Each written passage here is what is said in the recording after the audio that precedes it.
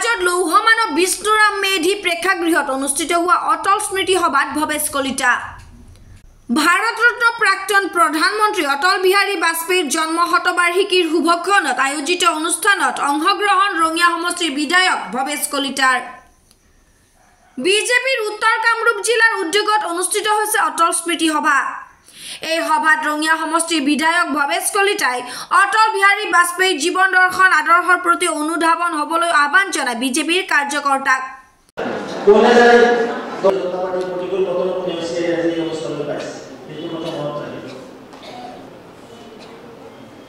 অটলজি যে জীবন গাথা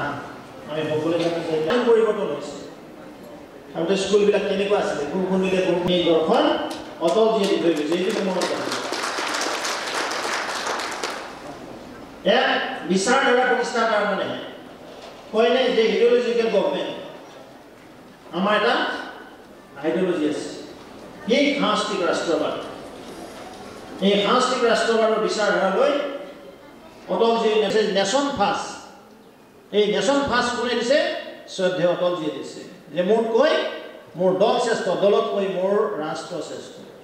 মোৰ মাতৃভূমি শ্ৰেষ্ঠ মাতৃভূমি সেৱাৰ কাৰণে ভাৰতীয় জনতা পাৰ্টীৰ জন্ম আছিল আৰু সেই কথা মোৰ বুজিছে গোটেইবিলাক কথা আমাৰ শ্ৰদ্ধেয় ডক্টৰ ঠাকুৰে দাই আপোনালোকৰ আগত দাঙি ধৰিব ময়ো আমাৰ সকলোৱে শ্ৰদ্ধাৰ দাদা তেখেতো আহি উপস্থিত হৈছে মই সকলোকে ধন্যবাদ দিছোঁ 1951 চনত জনসংঘ স্থাপন হৈছিল আৰু যেতিয়া জনসংঘ স্থাপন হৈছিল জনতা পাৰ্টীৰ প্ৰতিকূল বতৰত নেওচি আজি এই অৱস্থালৈ পাইছে সেইটো কথা মনত ৰাখিব কি সভা আছে শ্ৰদ্ধেয় ভাৰতৰত্ন অটল বিহাৰী বাজপেয়ী ডাঙৰীয়া যিটো জন্ম শতবাৰ্ষিকী এইবাৰ আমি পালন কৰিছোঁ ভাৰতীয় জনতা পাৰ্টী সমগ্ৰ দেশতে অসমতো আমাৰ দলে সিদ্ধান্ত লৈছে যে প্ৰতিখন জিলাৰ এখন নাগৰিক সভা হ'ব লাগে কাৰ্যকৰ্তাসকলক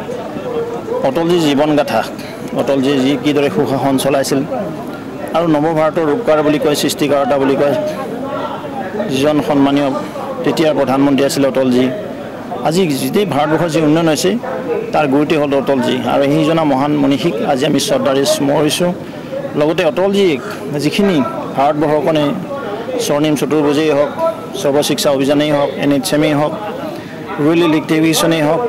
খোৱা পানীয়ে হওক এই গোটেইখিনি গুৰুত্ব আছে অটলজী প্ৰধানমন্ত্ৰী গ্ৰাম চড়ক যোজনাই হওক এই গোটেইখিনি আঁচনি তেখেতে দি থৈ গৈছিল তেনেকুৱা এজন নেতাৰ জীৱন গাথা আমাৰ দলে আজি স্মৰণ কৰিছে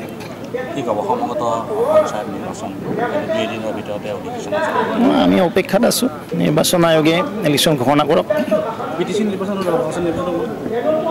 BTC নিৰ্বাচন ঘোষণা কৰা নাই দেৰি আছে বাৰিষাৰ পিছতে হ'ব ৰাভা আচৰণটো চলি আছে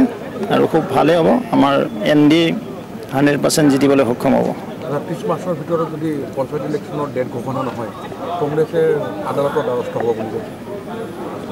কংগ্ৰেছ এইটো আগতো গ'ল আদালতত আকৌ যাম বুলি কৈছে নেকি কি কাৰণে যাব কিবা বেলেগ কেছৰ কাৰণে যাব মই কিন্তু গম পোৱা নাই কেতিয়া ভুৱন বৰা ডাঙৰীয়ে জানিব নহয় জানো গীতাঞ্জলি জুৱেলাৰ্ছ নলবাৰী হাজোৰ পৰা কমলাকান্ত দাসৰ ৰিপৰ্ট ইত্যাদি A to Z